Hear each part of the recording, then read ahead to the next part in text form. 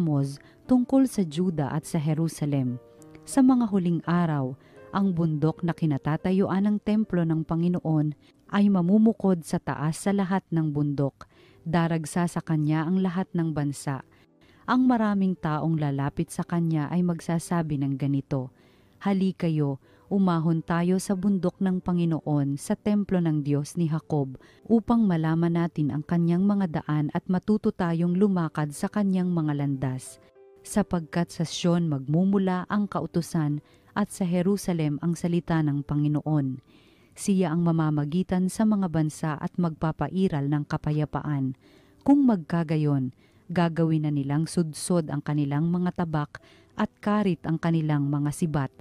Wala nang magsasanay sa pakikibaka at mawawala na ang mga digmaan. Halina kayo, sambahayan ni Jacob, at tayo'y lumakad sa liwanag ng Panginoon." Ang salita ng Diyos. Masaya tayong papasok sa tahanan ng Poong Diyos. Ako ay nagalak sa sabing ganito, sa bahay ng Poon ay pumasok tayo, sama-sama kami matapos sapitin ang pintuang lungsod nitong Jerusalem. Masaya tayong papasok sa tahanan ng Poong Diyos. Yaong Jerusalem kay ganda ng anyo, maganda ang ayos ng muling matayo, dito umaahon ang lahat ng angkan, lipi ni Israel upang magsambahan. Masaya tayong papasok sa tahanan ng Poong Diyos. Ang hangad ang Poon ay pasalamatan, pagkat ito'y utos na dapat gampanan. Doon din naroon ang mga hukuman at trono ng haring hahatol sa tanan. Masaya tayong papasok sa tahanan ng Poong Diyos. Ang kapayapaan nitong Jerusalem, sikaping ang Poon, yaoy idalangin, ang nangagmamahal sa iyo'y pagpalain. Pumayapa nawa ang banal na bayan, at ang palasyo mo ay maging tiwasay. Masaya tayong papasok sa tahanan ng Poong Diyos. Dahilan sa aking kasama't katoto, sa iyo Jerusalem ang sabi ko'y ito, ang kapayapa ay laging sumaiyo, dahilan sa templo ng Poon ating Diyos, ang aking dalangi umunlad kang lubos. Masaya tayong papasok sa tahanan ng Poong Diyos. Ang mabuting balita ng Panginoon ayon kay San Mateo. Noong panahong iyon, pagpasok ni Jesus sa Capernaum, lumapit ang isang kapitang Romano at nakiusap sa kanya, "Ginoo, ang alipin ko po'y na paralisis. Siya'y nararatay sa amin at lubhang nahihirapan. Paroroon ako at pagagalingin siya," sabi ni Jesus.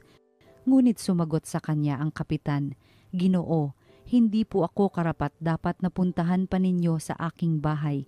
Sabihin po lamang ninyo at gagaling na ang aking alipin. Ako'y nasa ilalim ng mga nakatataas na pinuno at ako naman ay may nasasakupang mga kawal.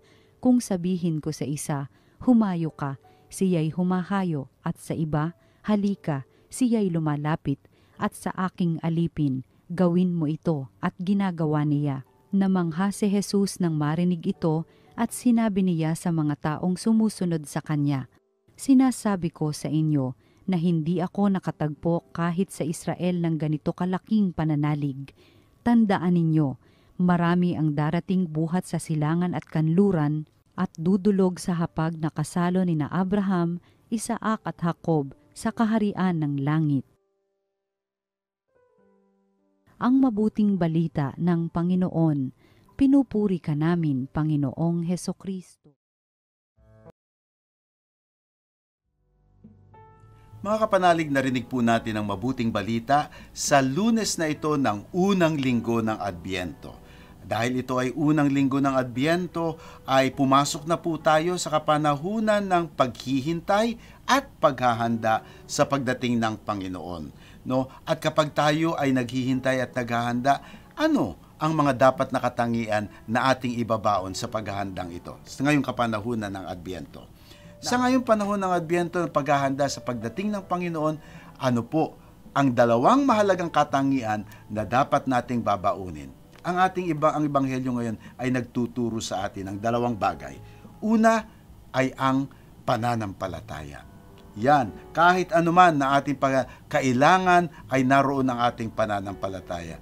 Dahil kung hindi tayo nananampalataya kay Kristo, ba't ka pa magpre-prepare ng Pasko? Ba't pa tayo magse-celebrate ng Pasko kung wala naman palang pananampalataya o pagtitiwala kay Kristo?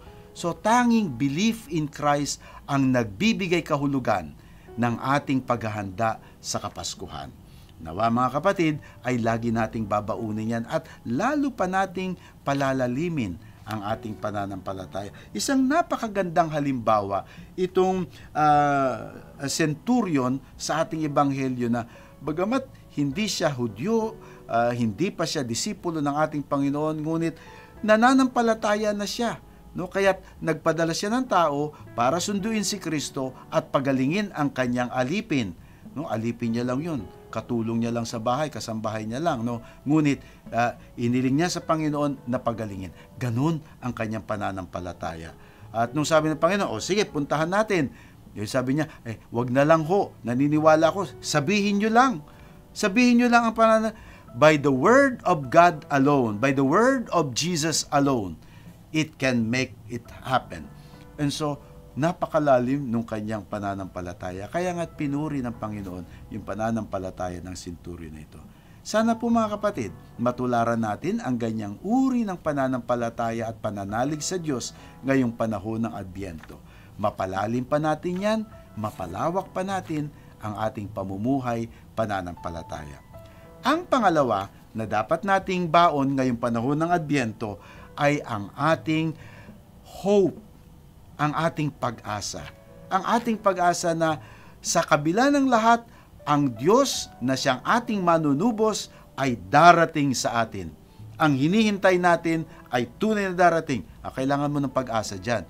Dahil umaasa tayo na si Kristo ay darating sa ating buhay at siya ang tutulong sa atin sa mga pangangailangan natin sa pang-araw-araw. Mga kapatid, ngayong pasimula pa lamang ng ating paghahanda ng Adbyento, naway mapalalim pa natin ang ating pananampalataya at ang ating pag-asa. Amen.